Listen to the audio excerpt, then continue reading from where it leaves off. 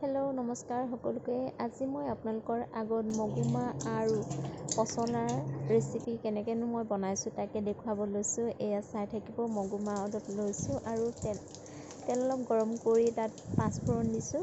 পাঁচফোৰণত দিয়াৰ পিছত আকৌ পিঁয়াজ দিছোঁ। পিঁয়াজখিনি অলপ ৰঙচুৱাকৈ ভাজি লৈ এয়া ৰঙচুৱাকৈ অলপ মই ভাজি লৈছোঁ পিঁয়াজখিনি।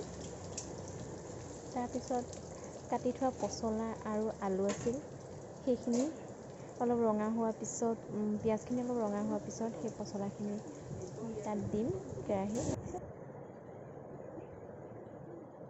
এয়া আলু আৰু পচলা।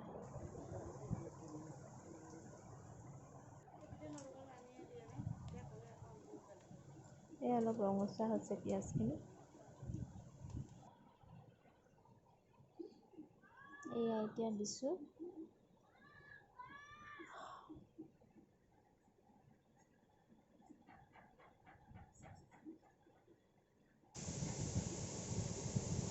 এয়া পচলাখিনি অলপ হোৱাৰ পিছত আপোনালোকে মগুখিনি দিব পাৰিব। মগুখিনি দিয়াৰ পিছত লাহে লাহেকৈ এনেকৈ অলপ সময় লৰাব লাগিব। লৰাই আপোনালোকে ঢাকিও থ'ব পাৰিব। ঢাকি দিলে অকণমান সোনকালে সিজে। তাৰপৰা আদা নহৰু অলপ পেষ্ট এচামুচ বা 1.5 চামুচ দিলেও হ'ব। তাৰপৰা নিমখ অলপ দিব। এয়া নিমখ দিছোঁ। হালধি দিয়াৰ পিছত অলপ সময় লৰাব। তাৰপৰা কেঁচা জলকীয়া 3টা দিছোঁ। আপোনালোকে যদি জ্বলা খাই সৰহকৈও দিব পাৰিব জলকীয়াটো। মই কেঁচা জলকীয়া 3টা এনেই সৰু সৰুকৈ কাটি দিছোঁ। তাৰপৰা ধনিয়া পাউডাৰ,